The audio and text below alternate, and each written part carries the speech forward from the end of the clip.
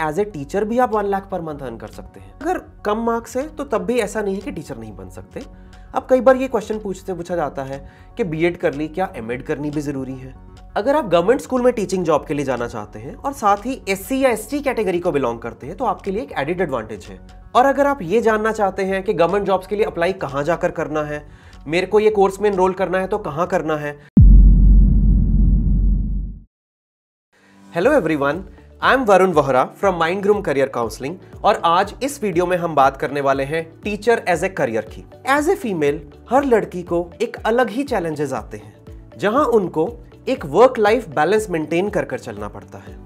जहां काम में तो उनसे एक्सपेक्टेशंस होती ही हैं, घर पर हर इंडिविजुअल उनसे एक अलग ही एक्सपेक्टेशंस रख के चलता है। टीचिंग एज ए करियर की अगर मैं बात करूं तो it is considered a very safe, more than safe I would say, A work life balance जिसमें मेंटेन हो सके, ऐसी ऑप्शन जिसमें आपके पास एक एम्पल अमाउंट ऑफ अपॉर्चुनिटीज आती हैं। आपको गवर्नमेंट जॉब अच्छी लगती है, आप गवर्नमेंट में जा सकते हैं। आपको प्राइवेट अपॉर्चुनिटीज किसी भी सिटी में, बहुत सारे ऐसे फीमेल्स होती हैं जिनके हस्बैंड्स एक ट्रांसफरेबल जॉब्स में होते हैं।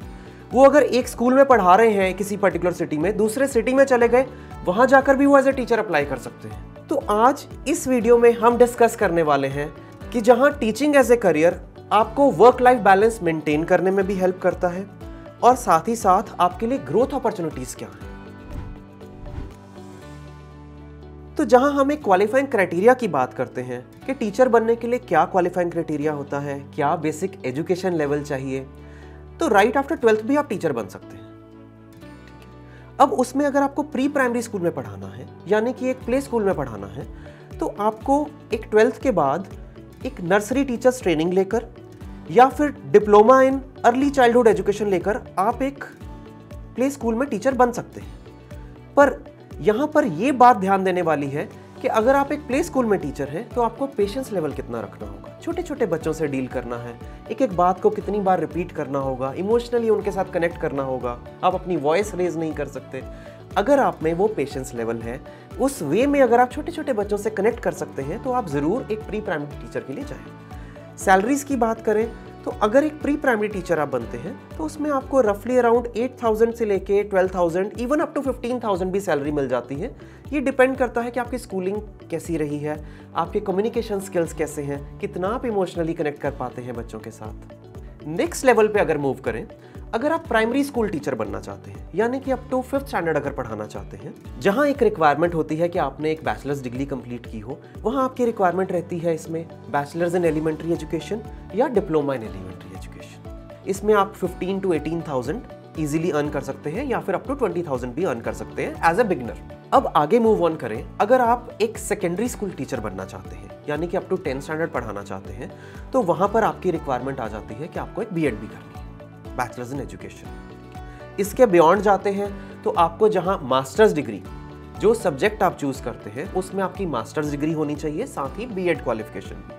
और अगर एवरेज सैलरी की बात करें तो अगर आप सेकेंडरी स्कूल टीचर हैं तो आपको रफली अराउंड 25 to 30 के, और अगर आप सीनियर सेकेंडरी स्कूल टीचर हैं तो 35 to 40 तक भी सैलरी मिल जाती है। जहां सैलरी की एक्सपेक्टेशंस होती हैं कि मेरे को एज ए टीचर पता नहीं कितनी सैलरी मिलेगी, मैं कंपेयर टू अगर कॉर्पोरेट लाइफ से कंपेयर करूं तो कॉर्पोरेट लाइफ में तो लाखों में सैलरी हो जाती है। वहां ये बात भी मैं आपको बताना चाहूंगा कि एज ए टीचर भी आप 1 लाख पर मंथ अर्न कर सकते हैं। ये नहीं कि आप अगर सिर्फ प्रिंसिपल हैं तो तभी आपकी सैलरी 1 लाख पर मंथ होगी। स्पेशली अगर मैं टियर 1 सिटीज में बात करूं तो जहां इंटरनेशनल बोर्ड स्कूल्स हैं, कैम्ब्रिज बोर्ड स्कूल्स हैं, आईबी बोर्ड जिसको कहा जाता है, उसमें आज की डेट में इतनी टीचर्स की जो डिमांड है, जिनका एक्सपीरियंस उस बोर्ड में होता है, और वो टाइमली अगर स्विच करते जाएं, इवन आप अगर सीबीएसई आईसीएसई बोर्ड में पढ़ा रहे हैं, उसके बाद भी आपको अपॉर्चुनिटी मिलती है आईबी बोर्ड में शिफ्ट करने की। आप अगर उसमें शिफ्ट करते हैं, आपको सैलरी में एक बार में जंप मिलता है।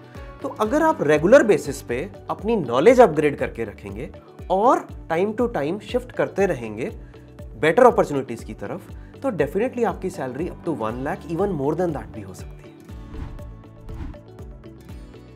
अक्सर ये क्वेश्चन पूछा जाता है कि मार्क्स का क्वालिफाइंग क्राइटेरिया क्या रहता है, कितने मिनिमम मार्क्स चाहिए अगर एज ए टीचर मुझे बनना है। तो अगर आपके 50% या 55% भी मार्क्स हैं तो स्टे एश्योर्ड, तब भी आप टीचर बन सकते हैं।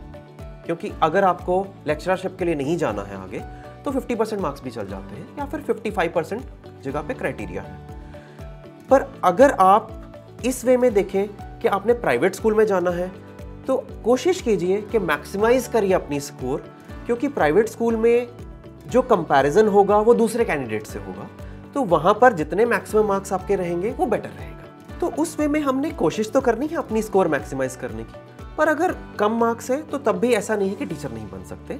हम कहीं ना कहीं अपनी अपॉर्चुनिटीज ढूंढ ही लेंगे और फिर विद टाइम हम ग्रो कर ही जाएंगे। बहुत सारे ऐसे कोर्सेज, बहुत सारे ऐसे डिप्लोमास, डिग्रीज, इवन बीएड भी अगर आप डिस्टेंस लर्निंग से करना चाहते हैं तो आप कर सकते हैं। तो अगर आपको ऐसा लगता है कि आप फुल टाइम बाहर मूव ऑन नहीं कर सकते, घर बैठे भी आप टीचर बनना चाहते हैं, तो डिस्टेंस लर्निंग के थ्रू ये कोर्सेज आप करके एक टीचर बन सकते हैं। और फिर तो आप नॉलेज कितना अपग्रेड करते हैं वो आपके ऊपर है। अक्सर टीचिंग लाइन में एक्सपेक्ट किया जाता है कि टीचिंग तो मैंने इसलिए करनी है ताकि मैं एट ईज कर सकूं, और जहां एट ईज की बात आती है तो कई बार एज ए फीमेल ऑप्शन नहीं होती आपके पास कि आप घर से बाहर भी मूव कर पाए। बच्चा छोटा है, आप ऑनलाइन एजुकेशन में जाना चाहते हैं, तो मैं यहाँ पर ये कहना चाहूँगा कि स्पेशली आफ्टर कोविड बहुत सारे एडुटेक स्टार्टअप्स आ गए हैं जो आपको घर बैठे ही टीचिंग की अपॉर्चुनिटीज़ दे रहे हैं। जहाँ आप उन एडुटेक स्टार्टअप्स में, चाहे वो मैथ्स हो, चाहे आर्ट एंड क्राफ्ट हो, चाहे इंग्लिश हो, चाहे कोडिंग हो, इस तरह की बहुत सारी अपॉर्चुनिटीज़ आपको मिलेंगी। आपको वो ग्रूम भी कर देते हैं, ट्रेन भी कर देते हैं, और अर्निंग अपॉर्चुनिटी की बात करें तो 30 to 40,000 पर मंथ बिगनर्स को वो सैलरी भी दे रहे हैं। तो जहां ये अपॉर्चुनिटी आप एक्सप्लोर कर सकते हैं, वहां प्राइवेट कोचिंग की अपॉर्चुनिटी भी एक्सप्लोर की जा सकती है। बहुत सारे ऐसे पोर्टल्स हैं जो आप ऑनलाइन चेक करेंगे, जहां पर एज ए टीचर आप अगर रजिस्टर कर लेते हैं तो आप स्टूडेंट्स के साथ कनेक्ट कर सकते हैं। वो स्टूडेंट्स भी रजिस्टर करते हैं, आपके साथ कनेक्ट करते हैं, कुछ डेमो क्लास होती है, और उसके बाद आप उनके साथ कनेक्ट करके उनको पढ़ाना स्टार्ट कर सकते हैं। उसमें इतनी अपॉर्चुनिटीज बढ़ गई हैं कि आप आर्ली बेसिस पर भी चार्ज कर सकते हैं।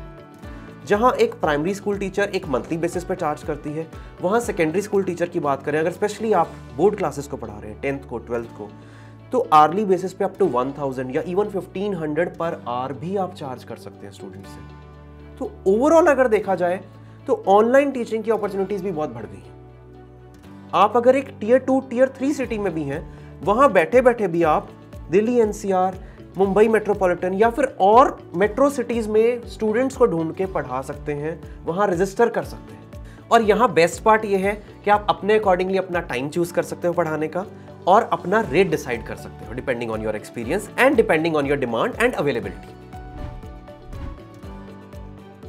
अगर आप गवर्नमेंट स्कूल में टीचर बनना चाहते हैं तो आपको CTET, central teacher eligibility test, ये क्लियर करना होगा। ये जो सेंट्रल टीचर एलिजिबिलिटी टेस्ट है, ये CBSE बोर्ड कंडक्ट करता है और ये ऑल इंडिया के लिए होता है। इसी तरह से टीचर्स एलिजिबिलिटी टेस्ट भी होते हैं जो स्टेट लेवल पर भी कंडक्ट किए जाते हैं। जैसे जैसे किसी स्टेट में रिक्वायरमेंट आती है तो ये टीचर्स एलिजिबिलिटी टेस्ट कंडक्ट किए जाते हैं। और CTET में 2 पार्ट्स होते हैं, पेपर 1, पेपर 2, या फिर ये कह लें लेवल 1, लेवल 2। लेवल 1 अगर आप अप टू 5th स्टैंडर्ड पढ़ाना चाहते हैं, और लेवल 2 अगर उसके बियॉन्ड पढ़ाना चाहते हैं। अगर आप गवर्नमेंट स्कूल में टीचिंग जॉब के लिए जाना चाहते हैं और साथ ही SC या ST कैटेगरी को बिलोंग करते हैं, तो आपके लिए एक एडिड एडवांटेज है। जहां SC कैंडिडेट्स के लिए 15% सीट्स रिजर्व रहती हैं, वहां ST कैंडिडेट्स के लिए 7.5% सीट्स गवर्नमेंट स्कूल्स में एज ए टीचर अगर आप अप्लाई करना चाहते हैं उसमें रिजर्वेशन रहेगी। और अगर आप ये जानना चाहते हैं कि गवर्नमेंट जॉब्स के लिए अप्लाई कहाँ जाकर करना है, मेरे को ये कोर्स में एनरोल करना है तो कहाँ करना है, तो नीचे दी गई डिस्क्रिप्शन में हम वो लिंक्स दे रहे हैं जहां पर आप डायरेक्टली गवर्नमेंट जॉब्स के लिए अप्लाई कर सकते हैं। टीचिंग एक ऐसा प्रोफेशन है जहां आपने स्टार्ट तो चाहे +2 के बाद कर लिया या ग्रेजुएशन के बाद कर लिया, बीएड के बाद कर लिया, कहीं पर भी आपने पढ़ाना शुरू कर दिया, पर ओवरऑल आपको अपनी ग्रूमिंग करते रहनी पड़ेगी। आपको अपनी नॉलेज अपडेट रखनी पड़ेगी। जहां एक जनरल नॉलेज अपडेट रखनी है, वहां सब्जेक्ट स्पेसिफिक नॉलेज भी आपको अपने आप को उसमें अपडेट करना पड़ेगा, क्योंकि आज की डेट में स्टूडेंट्स बहुत स्मार्ट हैं, वो कुछ भी क्वेश्चंस आपको पूछ सकते हैं, और उस टाइम पे बहुत एम्बैरेसिंग हो जाता है एज ए टीचर अगर आपको उस चीज़ का आंसर ना पता हो।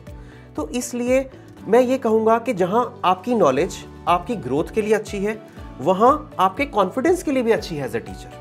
जॉब सर्च करना एज ए टीचर जहाँ टियर 1 सिटी में इजीली अवेलेबल है, वहाँ पर टियर 2 या टियर 3 सिटी में भी आप इजीली टीचर की जॉब ढूंढ सकते हैं। इसीलिए टीचर एज ए करियर को बहुत सेफ गिना जाता है कि वहाँ पर आपका करियर में एक ब्रेक नहीं आती। इवन अगर आप ऐसी सिचुएशन में हैं कि आपको घर बैठना पड़ रहा है, आप ऑनलाइन टीचिंग से अपने आप को प्रोफेशन के साथ कनेक्टेड रख सकते हैं। पर हम ये नहीं कहेंगे कि teaching is the only career for you. बहुत सारे ऐसे करियर्स हैं जिसमें आप बहुत अच्छे से ग्रो कर सकते हैं, और आने वाले वीडियोस में हम उन करियर के बारे में भी बात करेंगे।